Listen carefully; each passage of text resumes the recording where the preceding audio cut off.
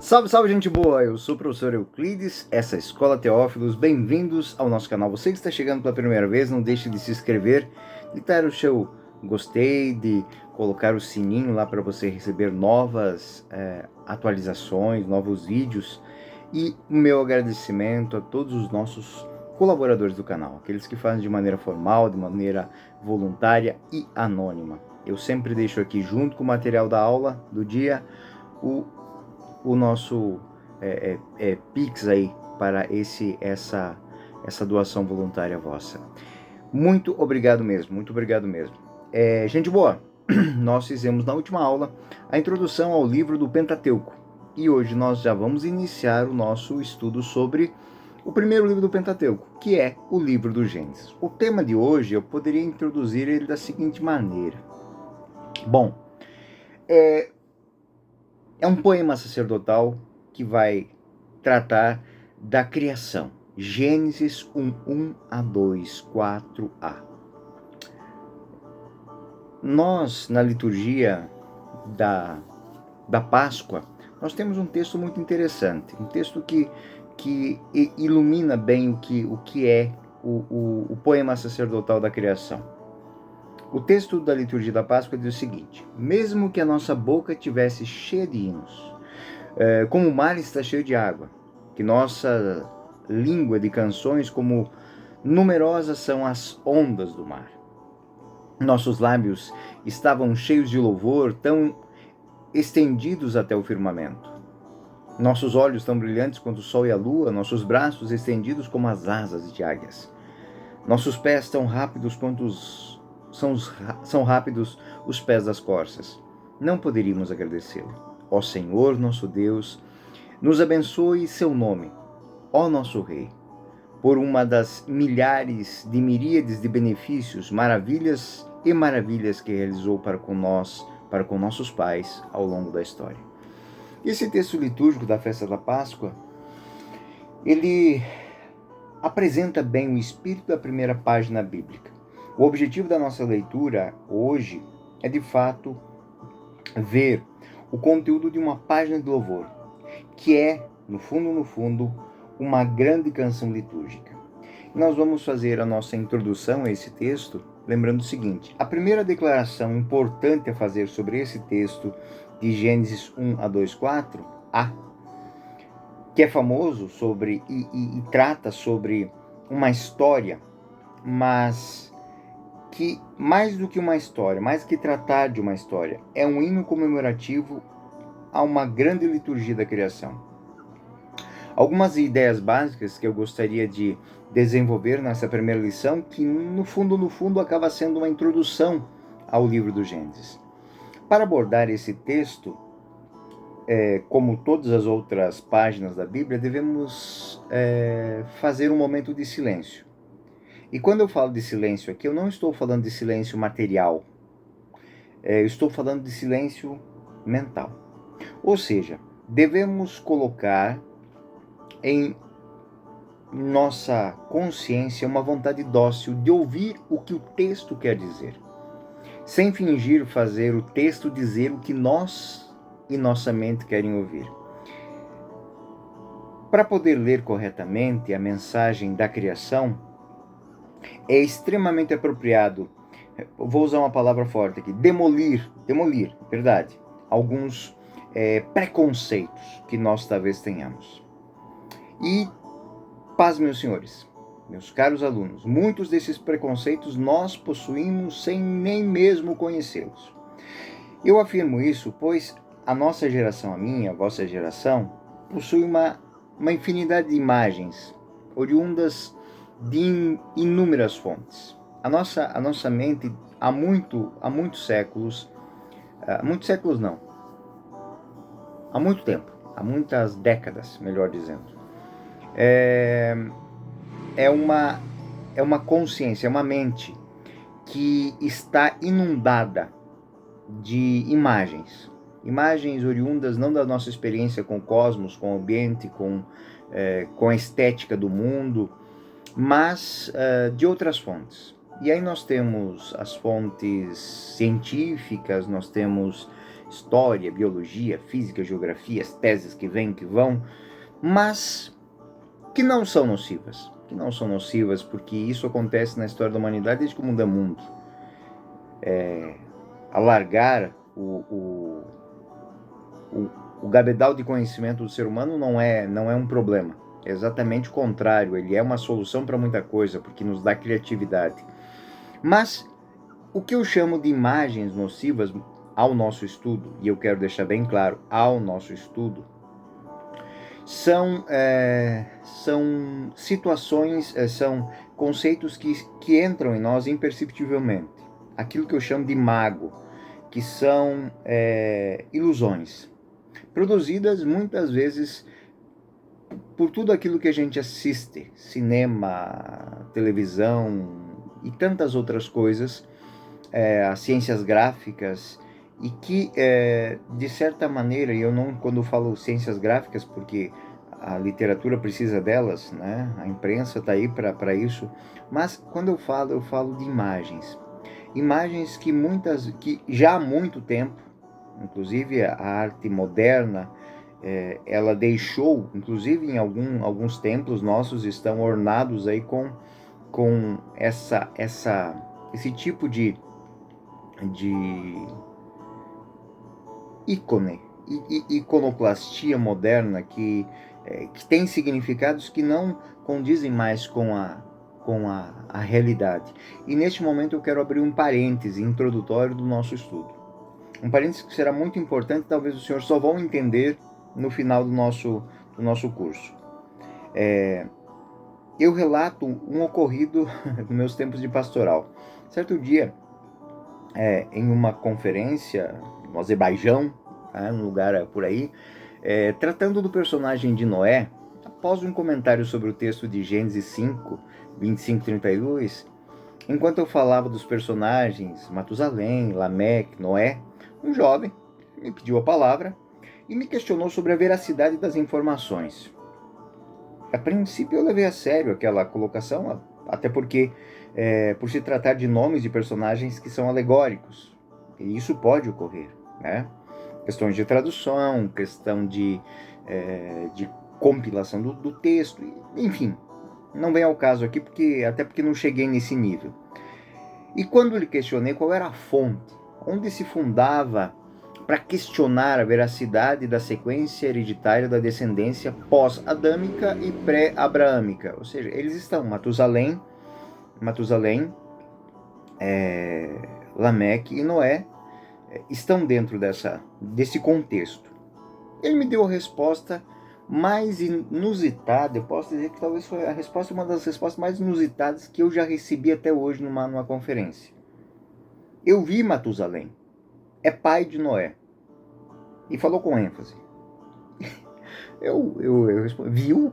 Onde? Onde é que você viu? Eu ainda perguntei para tirar as dúvidas, né?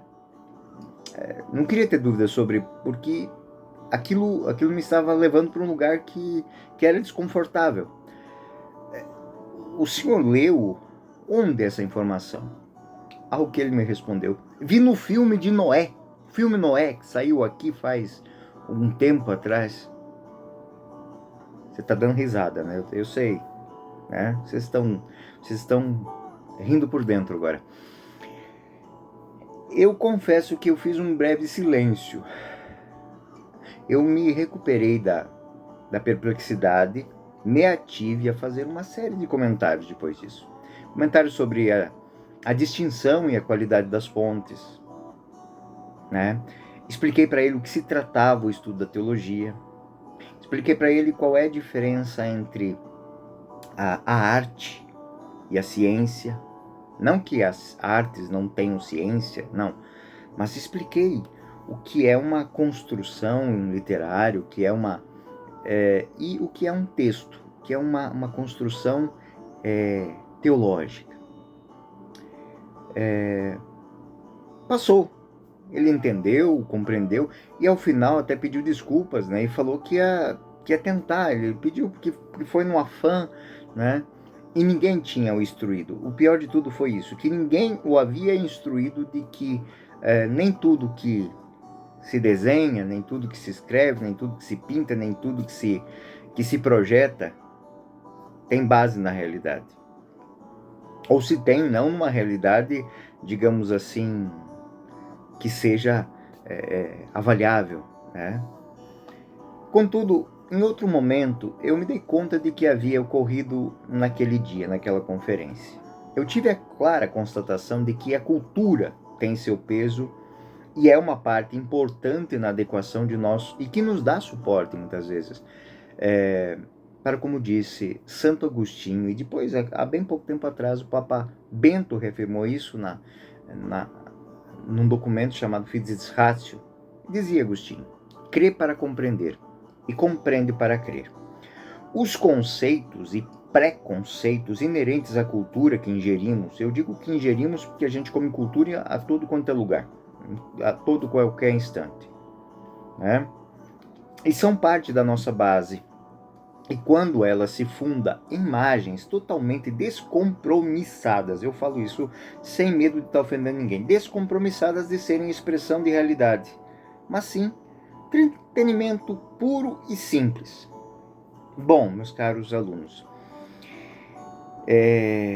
quando eu falo dispamo-nos de preconceitos e de conceitos, muitas vezes, que tenhamos, e eu digo isso para que busquemos naquilo que compõe a nossa base cultural aquilo que de fato é sólido, aquilo que de fato é real e tem uma base coerente com a vida e até mesmo com a nossa fé.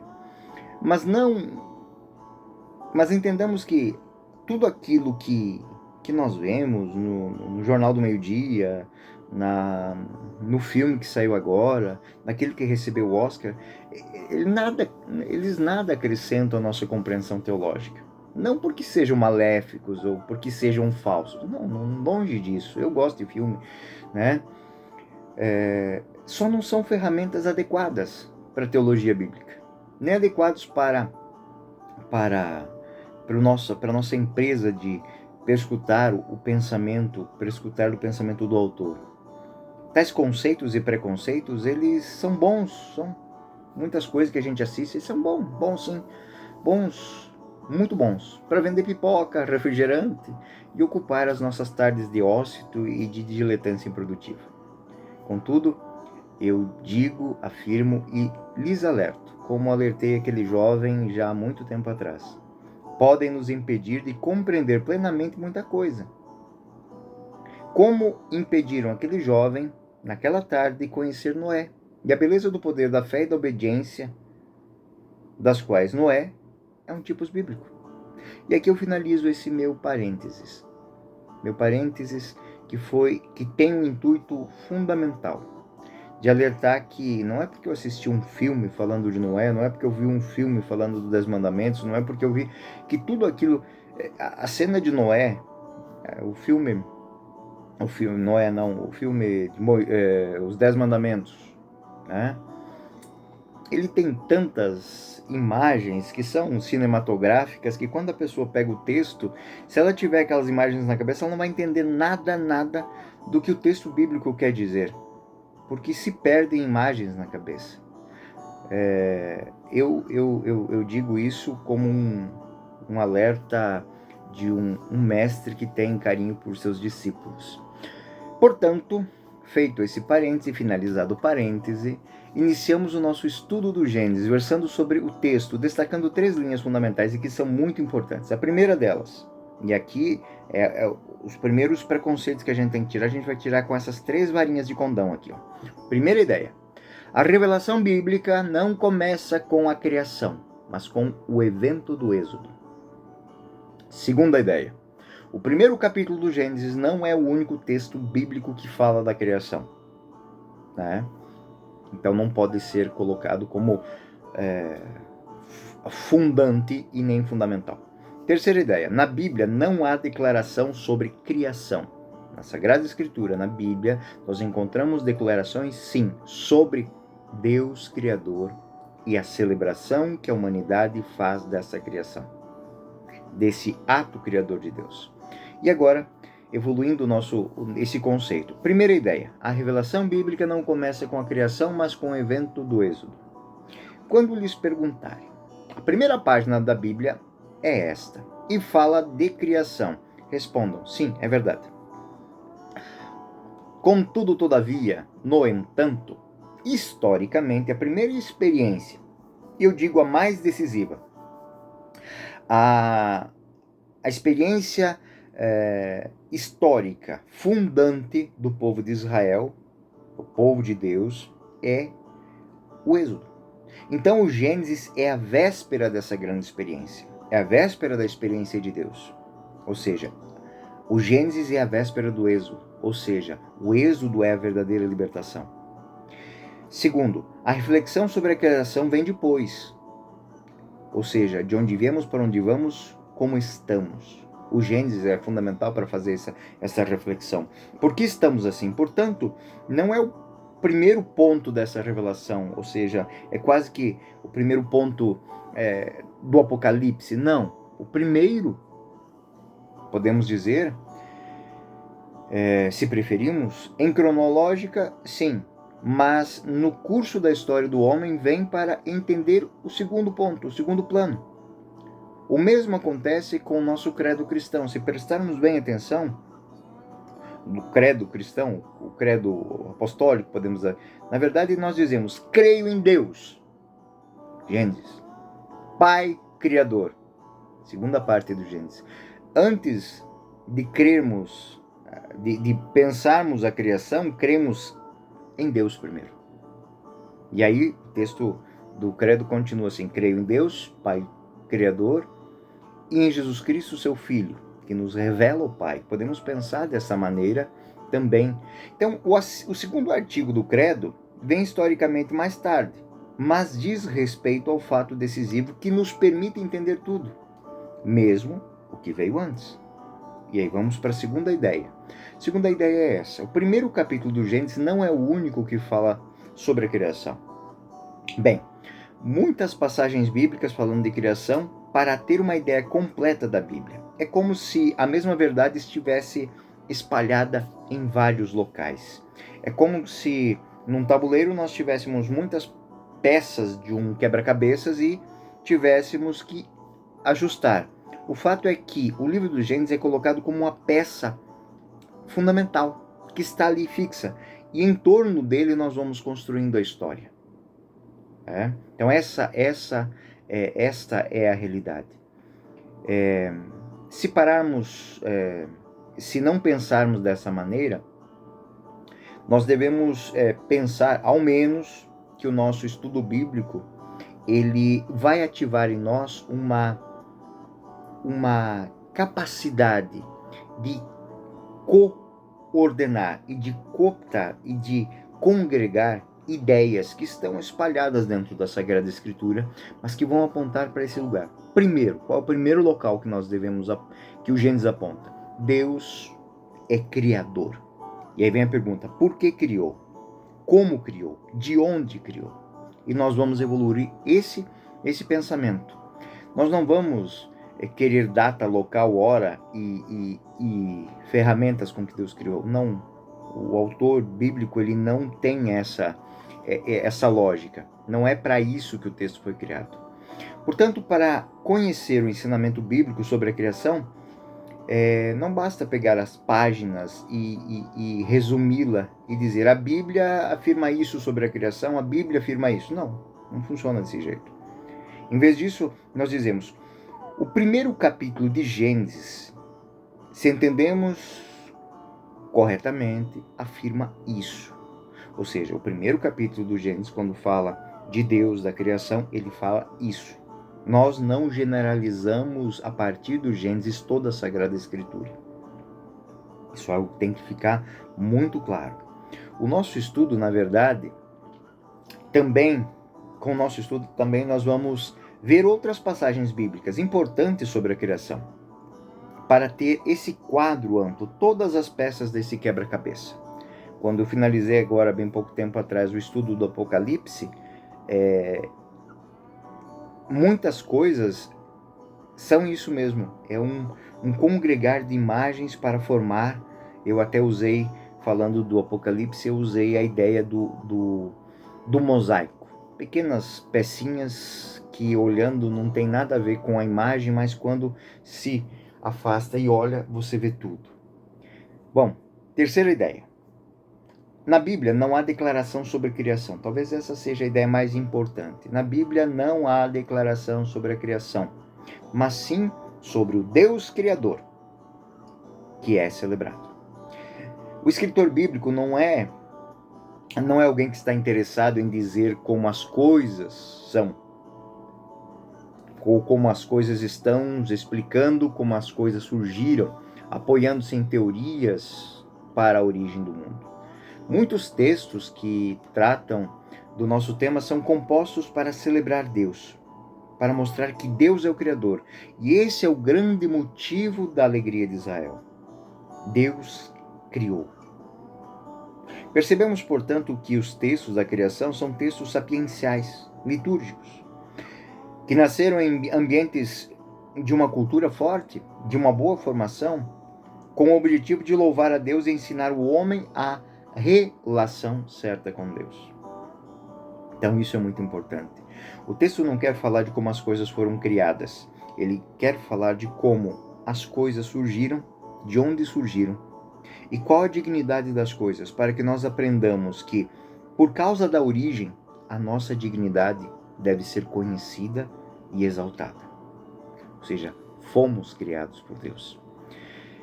Mas, repito, não é, portanto, uma questão de textos com propósito informativo ou instrutivo. Os textos do livro do Gênesis são textos litúrgicos catequéticos. Eles querem passar uma mensagem teológica.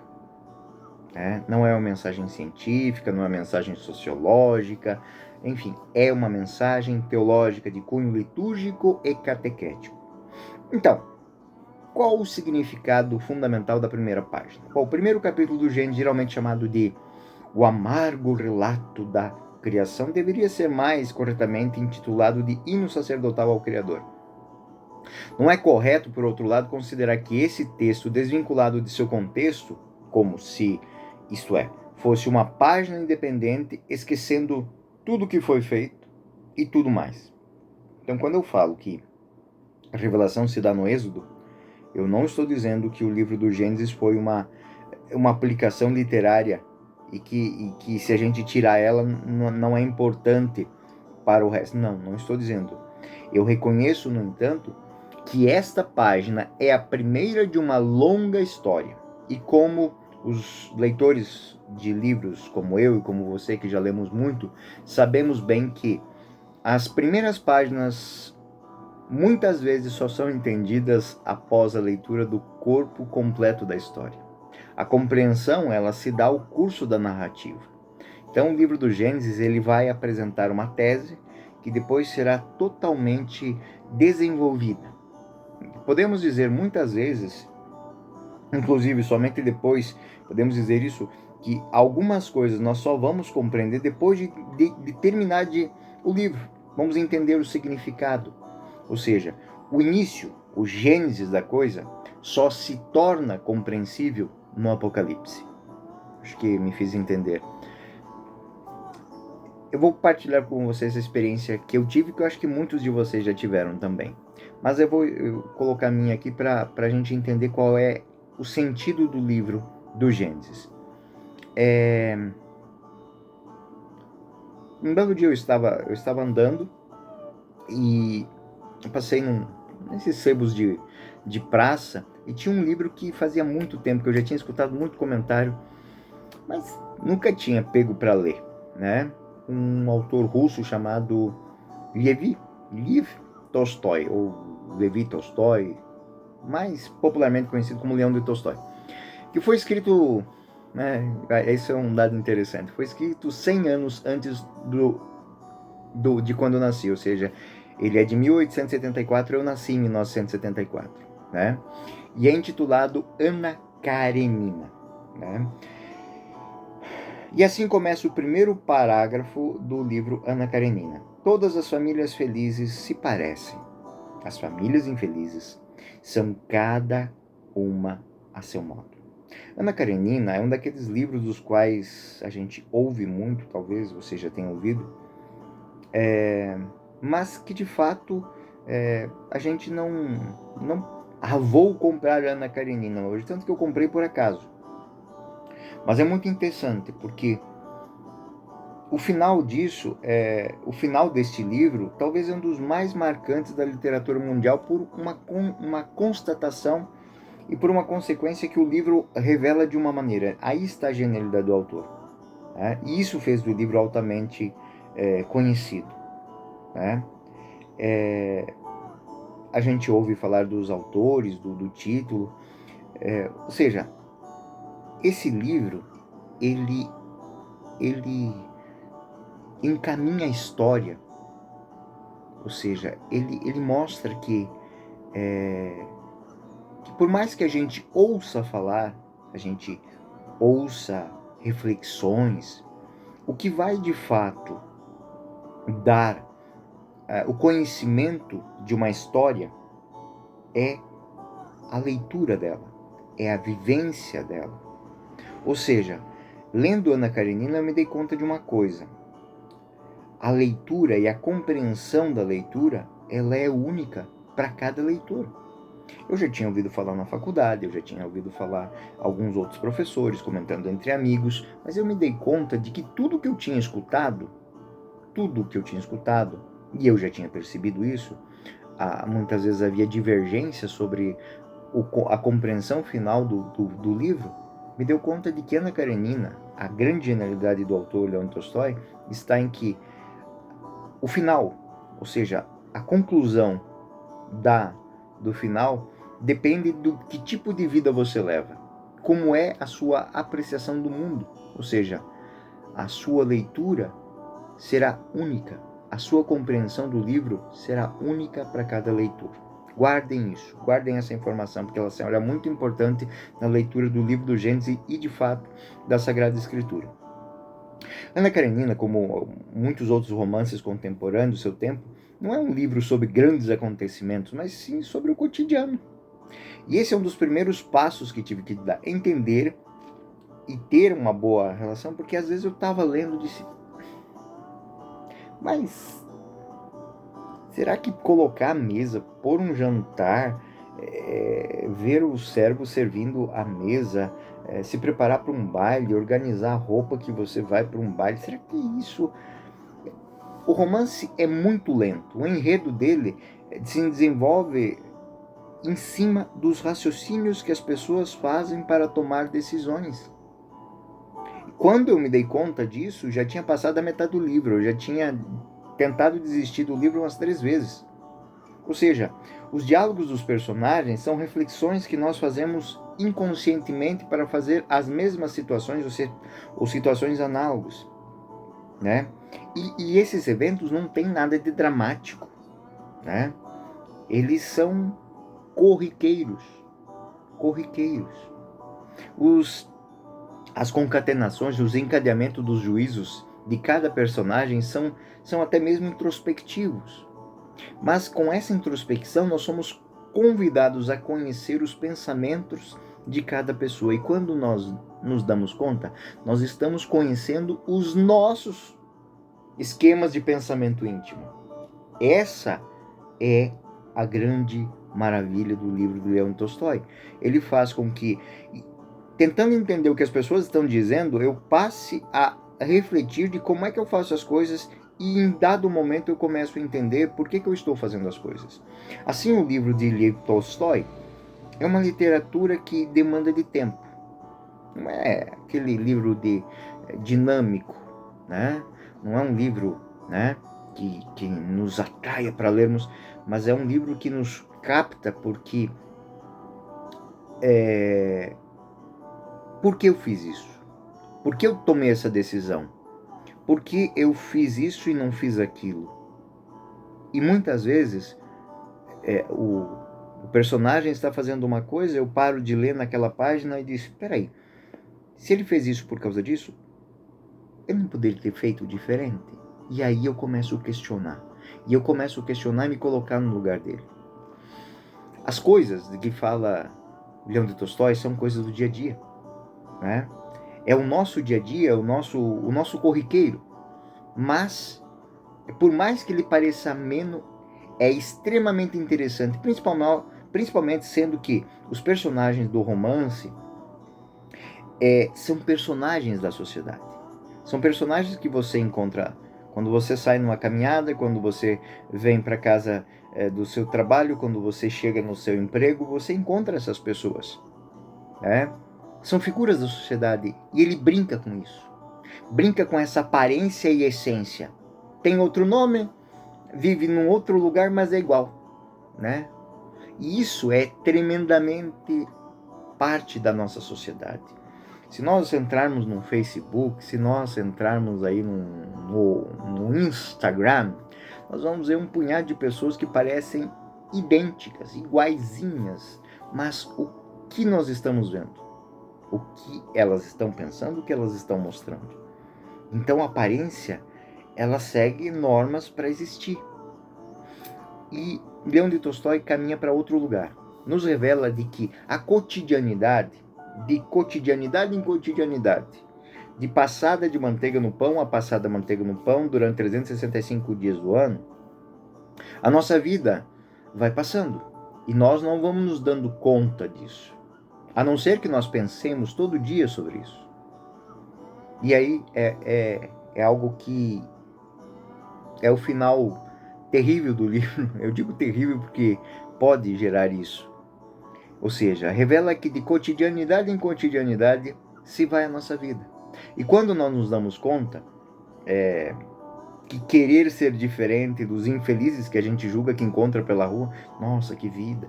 Quando a gente quer ser diferente dessas pessoas, nós nos damos conta a certo momento que enquanto as mesmas cotidianidades vividas pelas mesmas pessoas que nós julgamos ser infelizes, e elas são infelizes aos nossos olhos, essas pessoas que levam vida comum, elas são felizes. Disse isso porque isso expõe que normalmente a cena, ou seja, o primeiro capítulo de um livro, o primeiro parágrafo de um livro, ele simplesmente nos mostra uma cena e nós podemos não entender ela. E por que nós não entendemos? A cena de abertura, ela fica mais clara somente no final, especialmente se você pode revisar várias vezes a segunda cena. Na verdade, quando você lê um texto, você entende muito mais ao passo dos dias, quando encontra outras partes daquele enredo. Pois o que era incompreensível quando o autor escreveu passa a se clarear, né, quando você vai fazendo a experiência dessa caminhada. Porque o incompreensível para nós é fruto do fato que, desde a primeira cena, o autor tem em mente o desdobramento da conclusão, enquanto o leitor não. A mesma coisa é com o livro do Gênesis e com a história da salvação. Deus, ontem, hoje, sempre, sabe começo, meio e fim. E para ele tudo está muito claro. Mas para os leitores dessa história, para os homens, para a humanidade, nós só vamos conhecer a história se a vivermos. E devemos viver parte a parte. E essa é a grande magia do autor do livro do Gênesis. Ele está dizendo na primeira página do livro: Deus nos criou. O autor da obra é muito bom. Nós, leitores, nós vemos de imagem em imagem, de quadro a quadro, se fosse uma linguagem cinematográfica, que só com uma boa capacidade de armazenamento nós podemos conectar todos os detalhes da unidade e no final temos uma visão geral. Eu sempre me questionei por que a gente não lembra do nosso nascimento. Eu tenho tantas respostas aí de psicólogos, psiquiatras, médicos, eu tenho. Mas eu prefiro acreditar que nós não sabemos da origem porque nós sabemos. Nós viemos de Deus. Nós somos queridos por Deus. Nós fomos amados por Deus. Nós somos amados por Deus. E Ele nos colocou neste mundo com um propósito. Então não importa como eu vim para cá. não importa por onde eu passei, não importa as dificuldades que eu tive para nascer, não importa nem mesmo quem me trouxe, mas o fato é que Ele quis que eu estivesse aqui. E é por isso que atentar contra qualquer parte da vida é extremamente cruel. É não dar a chance a alguém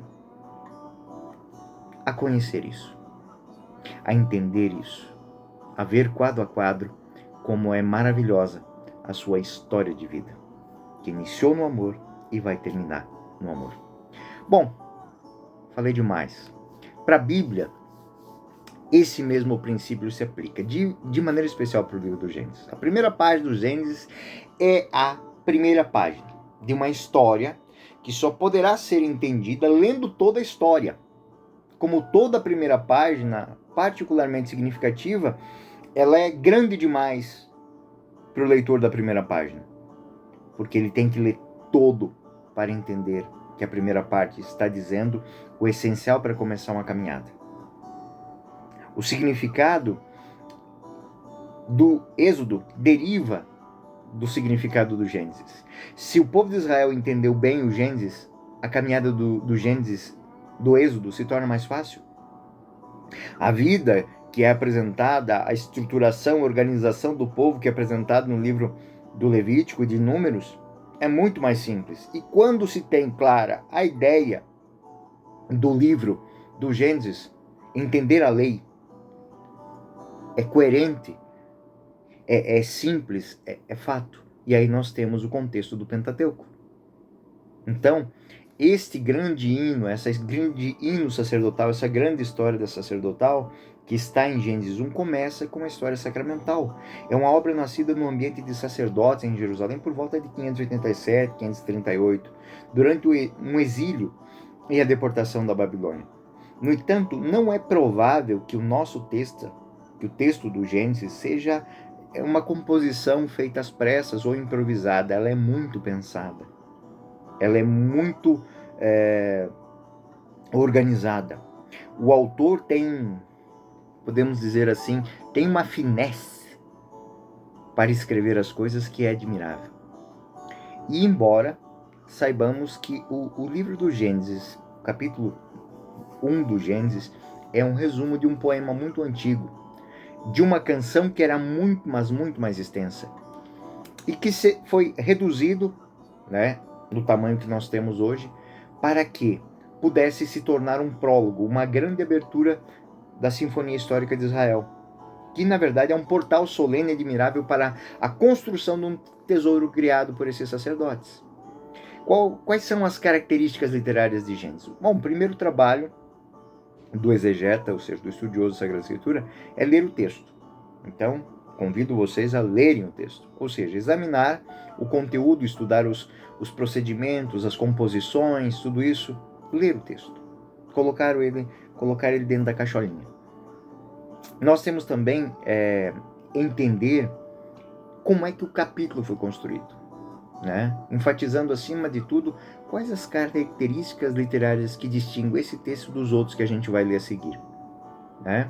Ver qual é a estrutura dele, reconhecer o texto, ou seja, se eu abrir uma página, eu vou reconhecer esse texto.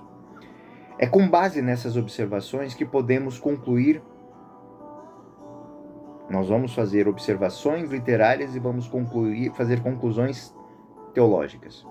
O texto, né, ele deve ser lido com calma, com muita atenção, e vamos perceber o efeito que ele produz durante uma celebração. Ou seja, nós vamos perceber que ele é um texto litúrgico, que ele tem uma organização, que ele tem uma concatenação, e esse procedimento atrairá a atenção de vocês para o texto, né? Vocês vão ficar fascinados pelo texto. E se vocês lerem ele com uma atenção grande, meticulosa, vocês vão começar a perceber detalhes que estão presentes no texto. Detalhes que depois vocês vão achar respingado em toda a Sagrada Escritura. Toda. Né? E Deus disse, faça-se a luz, e a luz se fez.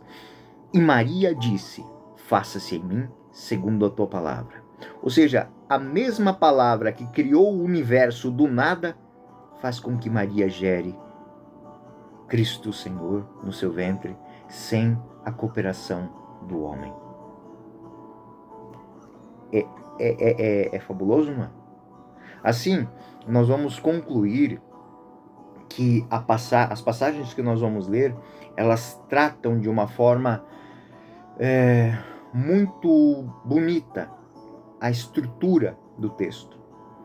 Nós vamos verificar que algumas coisas do texto nós não vamos conseguir tocar, né? Porque nós poderíamos fazer isso só se a gente tocasse o texto hebraico original, né? Mas como a gente não tem meios para isso, algumas coisas eu vou colocar nas notas para vocês poderem ver, vou colocar algumas imagens, mas eu não vou me ater a explicar isso, porque a gente entraria em casuísticas e outras coisas mais. Mas é certo que as nossas tradições, algumas características que são muito bonitas, elas vão desaparecer. Mas elas deixam pistas de um gosto literário muito particular que o autor do livro do Gênesis tinha. Bom, o número que domina o esquema de Gênesis 1 é o 7. O 7, o número da perfeição. Essa palavra, o 7, ele se repete em palavras, em estruturas, com muita frequência. Gênesis 1 tem 7 palavras. Gênesis 1, 2 tem 14. 7 mais 7. A fórmula Deus viu que era bom se repete 7 vezes. Assim aconteceu. Também 7 vezes. Deus fez. Também 7 vezes. O nome de Deus, Yahvé, ocorre 35 vezes. Ou seja, 7 vezes 5. Termos importantes como céu, firmamento, terra, retornam 21 vezes cada um deles. Ou seja, 7 vezes 3. A última parte, aquela que fala sobre o sétimo dia, consiste em 7 afirmações, de 7 palavras cada uma. 7 mais 7 mais 7 mais 7. E creiam, o livro do Gênesis 1, livro 1 do livro do Gênesis, tem muitos exemplos que eu não teria tempo para dar aqui. Todo o capítulo 1 do Gênesis também é construído dentro de uma arquitetura harmoniosa, né? Se tiver algum engenheiro vai me entender muito bem aqui. De acordo com o esquema rigidamente simétrico, tem todas as obras agrupadas em 6 dias. Os 3 primeiros dias apresentam obras da fundação. E os 3 dias finais, obras que correspondem a ornamentos.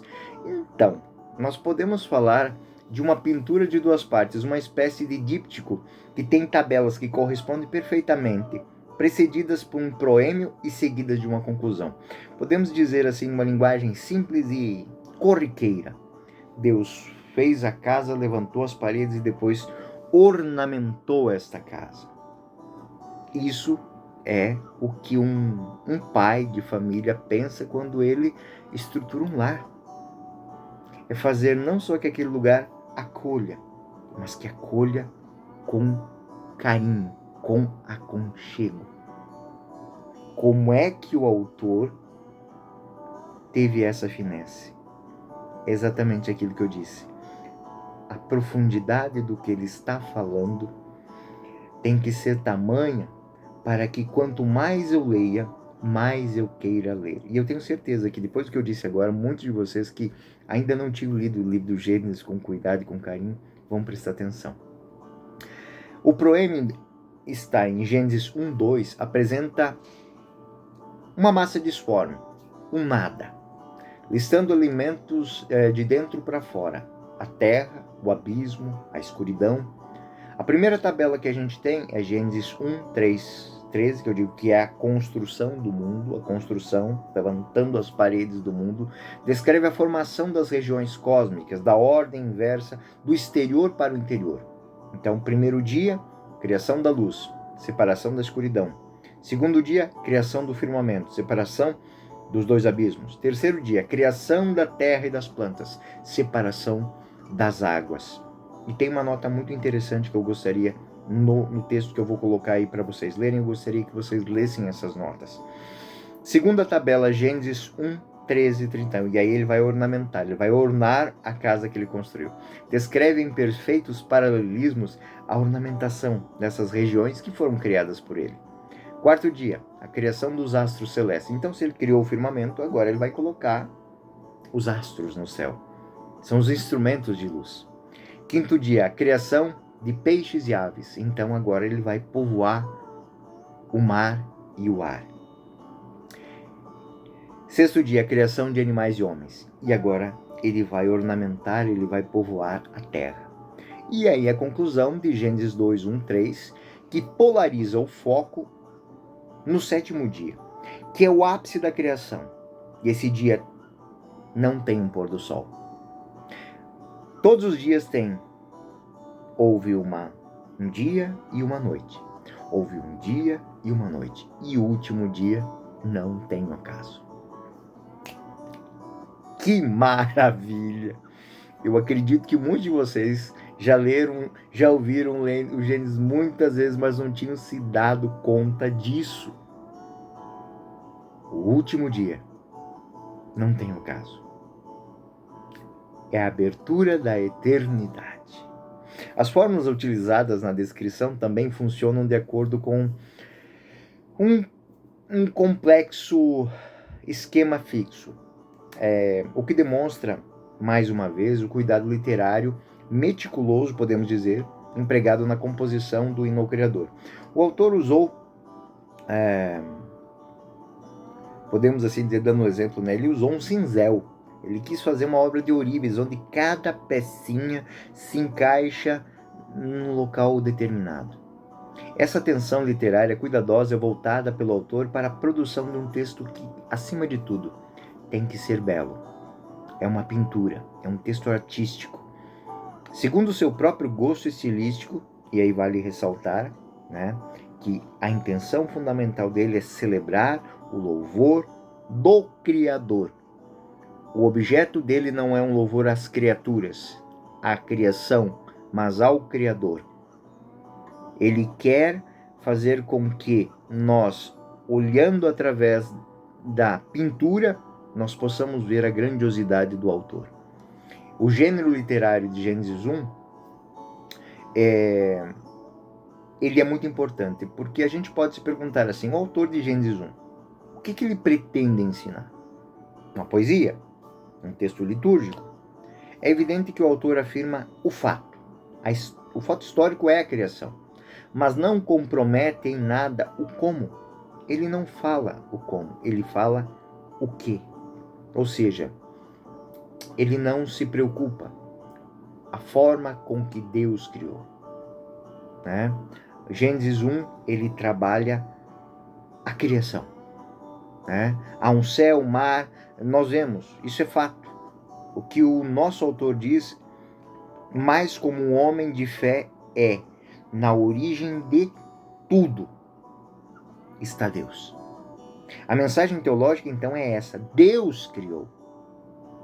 Reconhecer que Deus, como Criador de tudo, a partir disso, o resto é uma elaboração que ele faz.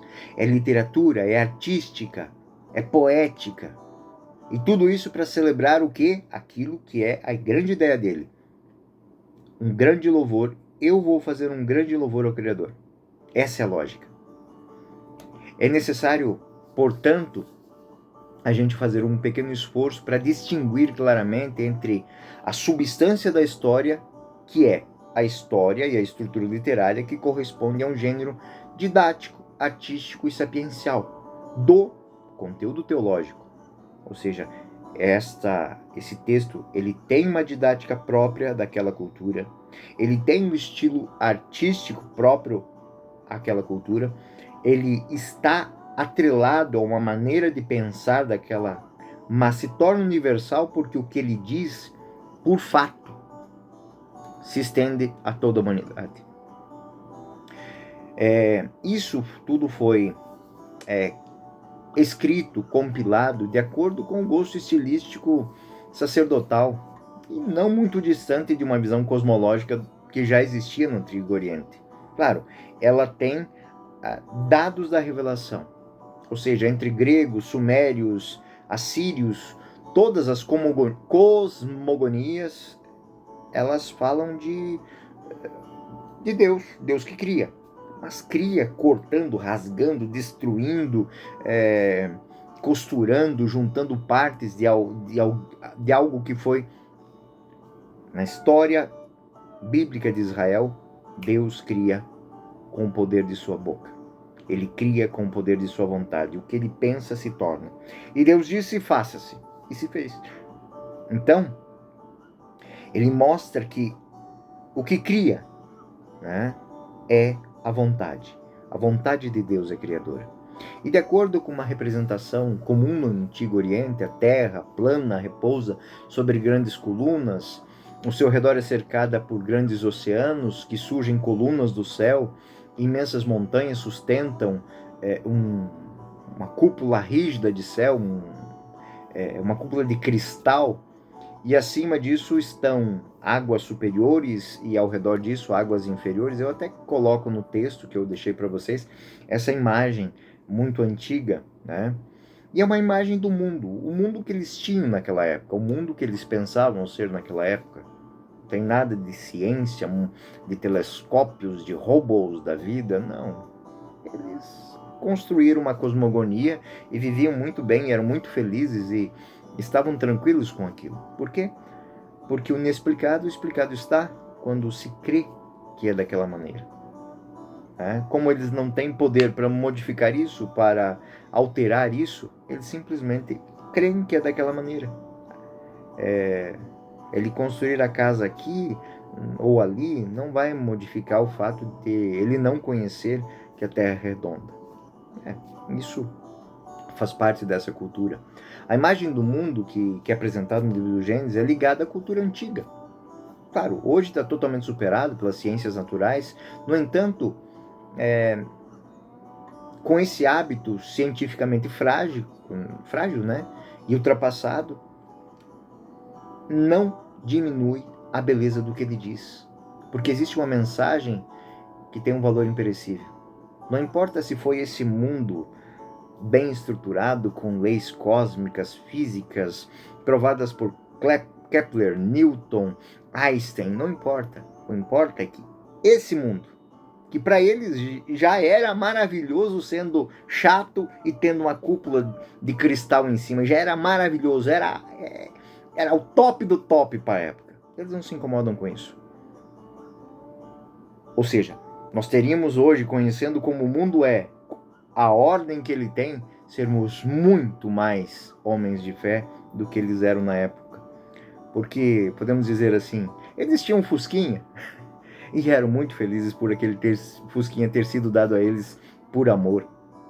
Então, o que o autor do Gênesis está dizendo é que eu agradeço a Deus, eu agradeço ao Criador pelo mundo que ele me deu. E olha que não era nem um mundo que os cientistas dizem que é estupendo, é fabuloso, cheio de leis físicas, químicas, biológicas, mas eles louvam a Deus por este mundo conhecido até então. Essa é a mensagem teológica que queremos descobrir lendo a primeira página do livro do Gênesis. Mas não pretendemos encontrar informações científicas sobre a origem do mundo aqui, simplesmente sobre o porquê. E esse será o tema da nossa próxima aula. Eu sou o professor Euclides, essa é a Escola Teófilos, bem-vindos ao nosso canal. Você que não se inscreveu, se inscreva. Até a próxima, fiquem com Deus.